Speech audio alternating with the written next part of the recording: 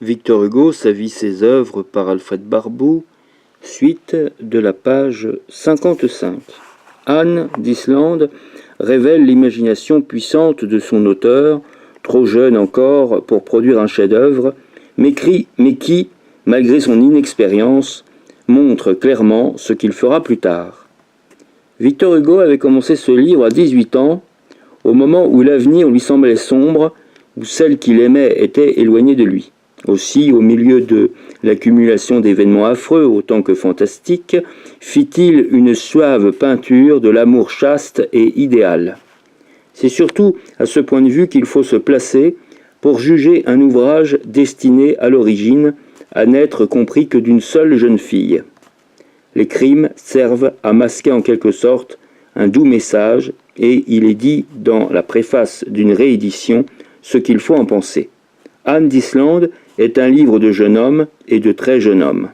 On sent, en le lisant, que l'enfant qui écrivait Anne d'Islande, dans ses accès de fièvre, en 1821, n'avait encore aucune expérience des choses, aucune expérience des hommes, aucune expérience des idées, et qu'il cherchait à deviner tout cela.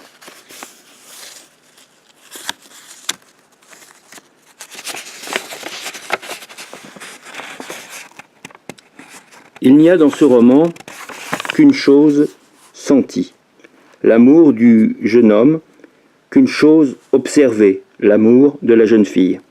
Tout le reste est deviné, c'est-à-dire inventé, car l'adolescence, qui n'a ni fait ni expérience, ni échantillon derrière elle, ne devine qu'avec l'imagination. Aussi, Anne d'Islande, en admettant qu'il vaille la peine d'être classé, n'est-il guère autre chose qu'un roman fantastique. C'est parce que, selon nous, ce livre, œuvre naïve avant tout, représente avec quelque fidélité l'âge qu'il a produit, que nous le publions.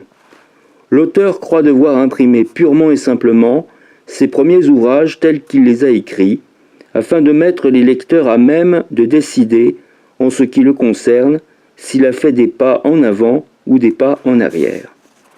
La publication de cet ouvrage, à qui Victor Hugo confia son âme pleine d'amour, de douleur et de jeunesse, fut assez mal accueillie par la critique et excita non seulement de l'étonnement, mais encore de la colère. On ne rompt point impunément en visière avec les conventions littéraires d'une époque. Cependant, un journaliste d'un esprit brillant, d'une érudition véritable, et dont le nom est célèbre, M. Charles Nodier, ne craignit pas d'en prendre dans une certaine mesure la défense. Il appartient, écrivit-il, à un très petit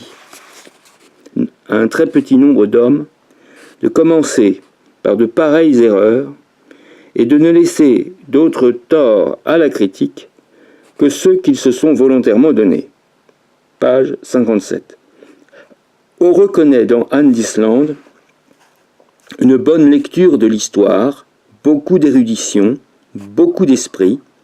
On y trouve enfin un style vif, pittoresque, plein de nerfs, et, ce qu'il y a de plus étonnant, cette délicatesse et cette finesse de sentiment, qui sont des acquisitions de la vie, contrastent ici de la manière la plus surprenante avec les jeux barbares d'une imagination malade. M. Méry fut également un des plus énergiques défenseurs de cette production tant attaquée. À M. Méry se joignit M. Rabe dans les Tablettes universelles.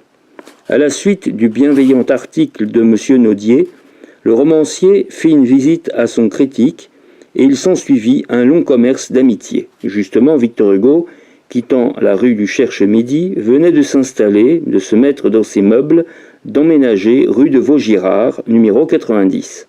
C'est là que M. Charles Nodier vint sans façon pendre la crémaillère avec sa femme et sa fille Marie.